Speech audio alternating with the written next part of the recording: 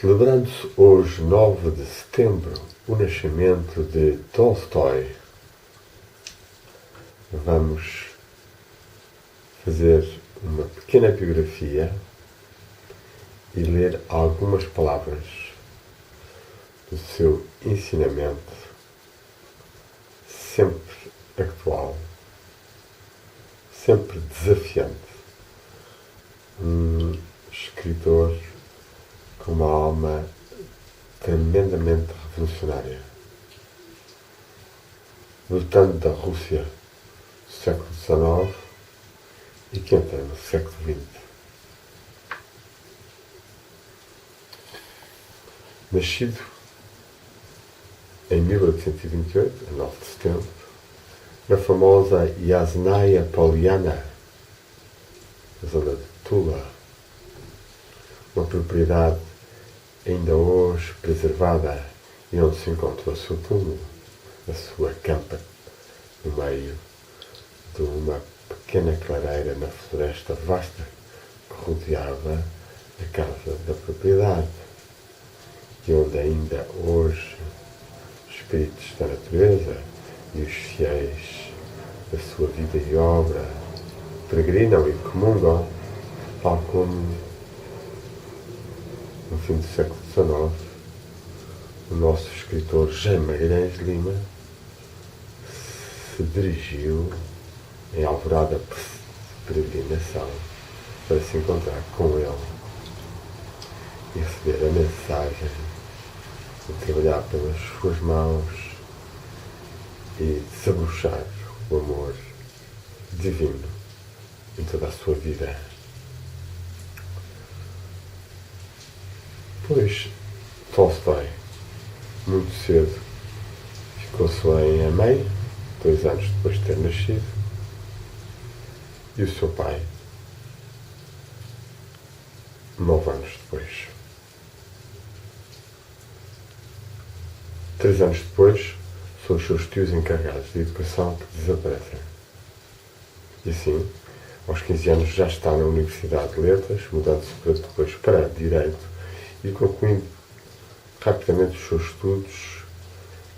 em 1847, com 19 anos apenas. Regressando então à Asna Poliana, onde vive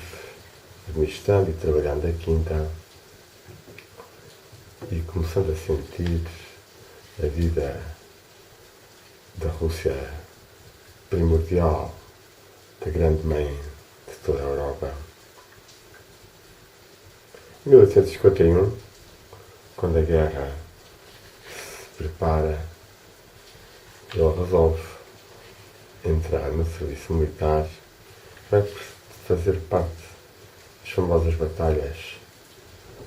de Crimeia e Sebastopol. Hoje, muito nos telejornais e jornais, depois que a Rússia resolveu recuperar ou anexar essa parte que se dera à Ucrânia, mas que, pela evolução desta, cada vez mais marcada pelo Ocidente de uma forma inimiga ou adversária da Rússia, a obrigou a tomar esta medida justa. E que certamente Tolstói apreciaria. Em 1856, ele publica 3 textos sobre Sebastopol e a descrição das suas participações nas guerras. Em 1857, finalmente, consegue sair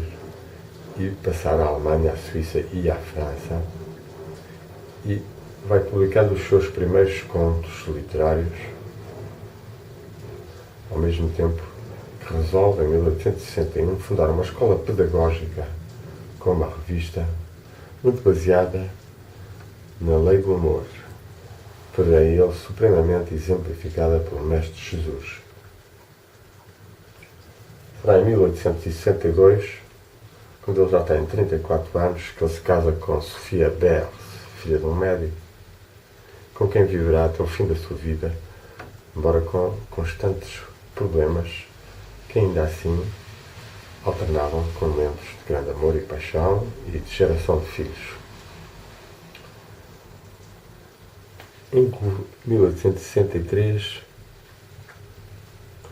a sua atividade revolucionária e pedagógica levanta suspeitas por parte do governo czarista e a escola é encerrada, bem como suspenso o jornal que ele editava. É nessa altura que escreve A Guerra e Paz e pouco depois, já em 1875, que começa Ana Karina, que só publicará em 1885, mais concretamente, quando começa também a sentir cada vez mais a importância de uma mudança de ordem espiritual, de ordem moral, de ordem ética, no modo de viver das pessoas e de pensar. Nessa altura, escreve um dos seus mais belos livros, Contos e Fábulas, aproveitando, em certos casos, a tradição milenária russa, ao mesmo tempo que começa a desenvolver a sua aproximação a um cristianismo puro, um cristianismo verdadeiramente libertador e revolucionário. Em 1890, bastante desiludido já da sua relação com Sofia Bayer, que cria essa famosa obra-prima, a Sonata de Kreutzer, na qual defende que o amor se passa mais a um nível de amor universal e que o amor entre as pessoas, o seu aspecto sexual, visa sobretudo a procriação e que a frequente utilização dessa energia tão poderosa para meros momentos de prazer ou sem grande ligação espiritual e verdadeiramente unitiva com outra pessoa não são de modo algum valiosos para a sua evolução. Nos últimos anos ele acelera a sua contestação a uma sociedade algo fútil e superficial e começa a tornar-se cada vez mais uma espécie de monge, uma asceta, sendo vegetariano, não bebendo, não fumando, lavrando a terra, fazendo os seus próprios sapatos e compartilhando muito da sua riqueza grande, seja pelos livros, seja pela propriedade, ou pelos frutos da propriedade,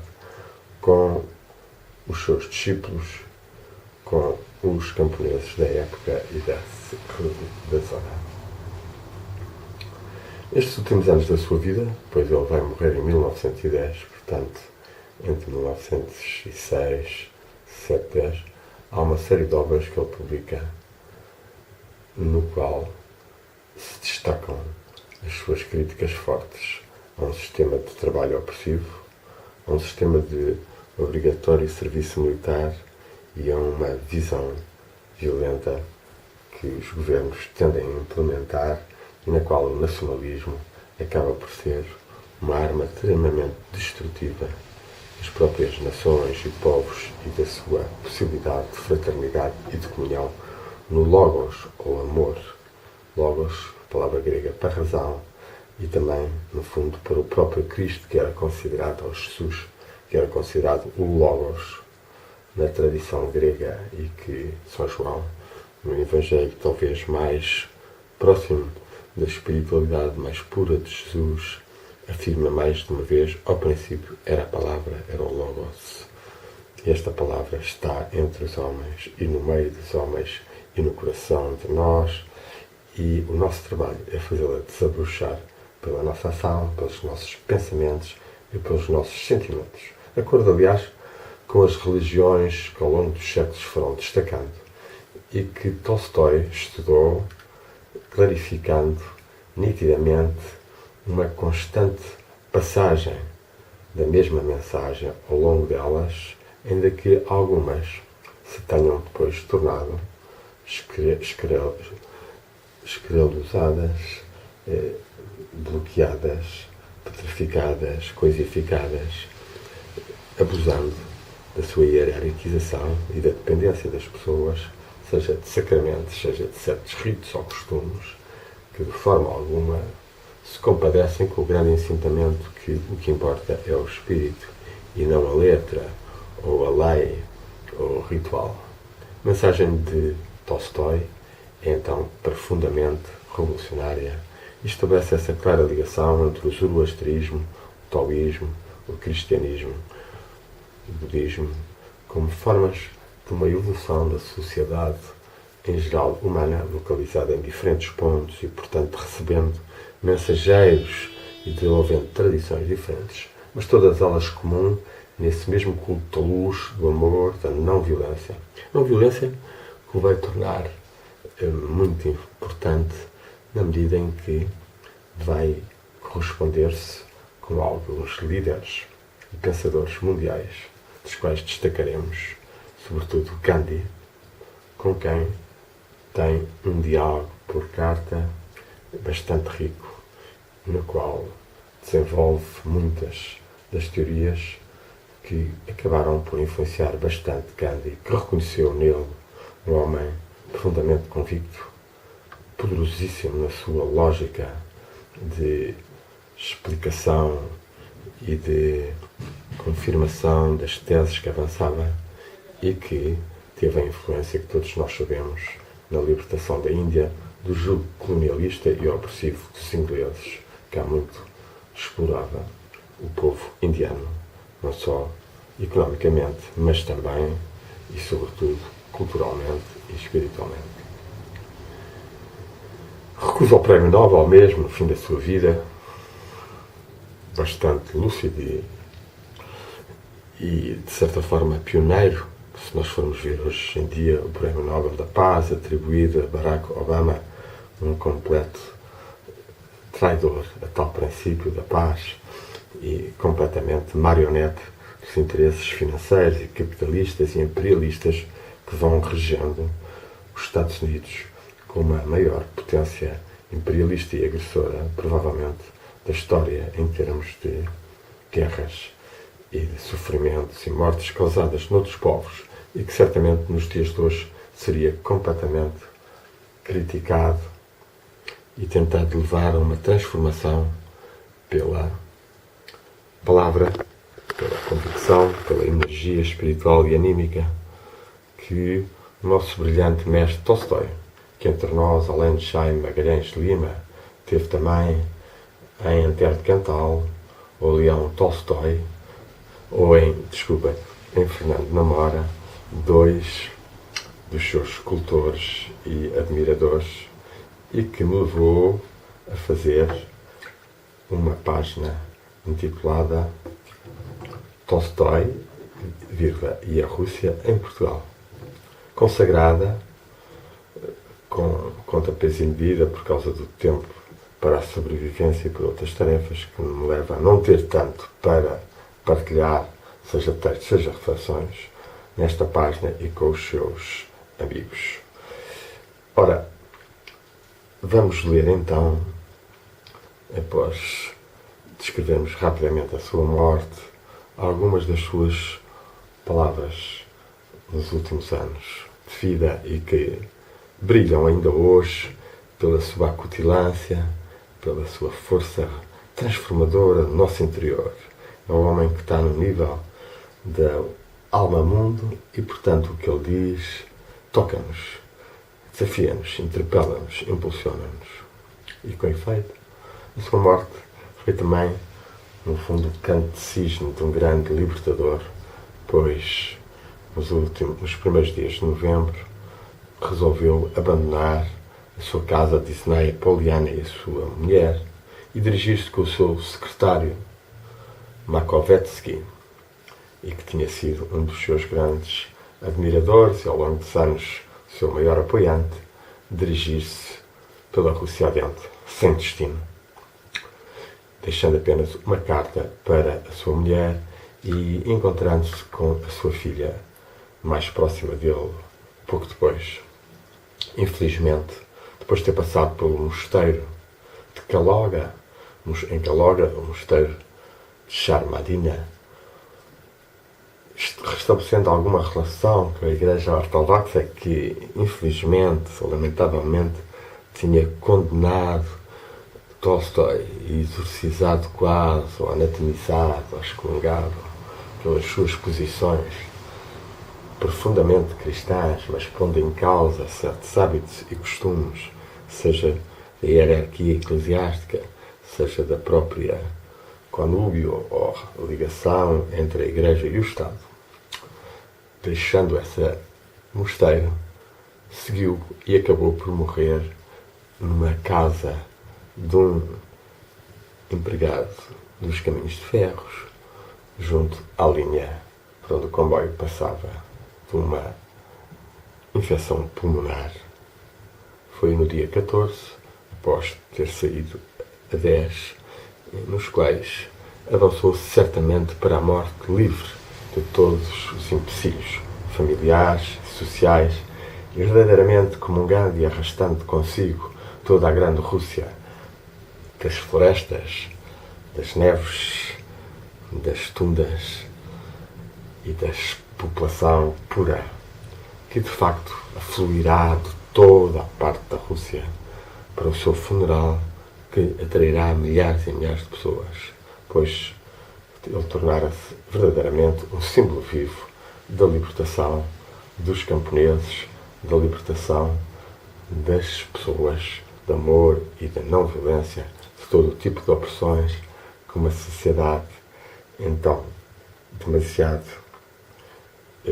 aristocratizada e hierarquizada causava nas classes mais desfavorecidas ou mesmo nas classes intelectuais e burguesas. Esta situação, de certa forma, nós encontramos-la hoje com todos os FMIs, as troicas, os bancos mundiais, que acabam mais os seus cães de fila, seja os Estados Unidos da América, seja a NATO, seja a União Europeia, que tão desiludida tem sido por esta adesão cega ao petrodólar e ao poder americano, renegando as suas tradições mais puras europeias, onde a Rússia é, sem dúvida nenhuma, um parceiro essencial, um irmão ou irmã mais antigo. Grande Rússia, de grandes mestres como Sérgio de Raganova, San Serafim Sarov, Nikolai Rurik, grande pintor, ou, na mesma época do que ele, os grandes mestres que entram também pelo século XX, como Berdiaev, Soloviev, Florensky, e que me levaram até a criar na página essa crescente, passando-a de Tolstói em Portugal para Tolstói e a Rússia em Portugal, na medida em que assim posso incluir algumas citações e ligações entre estes escritores tão importantes da grande alma russa e que, mais do que nunca, a grande alma europeia deve comungar. Vamos então agora passar para a segunda parte desta nossa pequena gravação e vamos fazer aqui um corte, talvez para não ser demasiado longa esta primeira parte, e a segunda parte serão inseridos nela algumas leituras de textos do nosso grande mestre Lev Tolstói. Para ele, a nossa aspiração é que nos possamos verdadeiramente transformar e deixar agir pela sua presença na alma-mundo que passa pelo interior de nós e que comunga com a grande alma portuguesa e que nos leva a aspirar e a tentarmos ser cada vez mais luminosos e puros na fraternidade do amor e da sabedoria e da verdade, e possa ela reinar mais, irradiar mais entre os homens, entre a humanidade, sendo nós cooperadores desta grande aventura da humanidade unida com a divindade e mais consciencializada do seu espírito, Filho ou Filha de Deus, que habita em cada um de nós e que os desabuchar em comunhão com a natureza, com a terra, com os espíritos da natureza, com os anjos, com os seres que já passaram para os mundos subtis e que são guias ou mestres, tal como Lev Tolstói o é para nós neste momento. Yom Leo Tolstói Amen Hum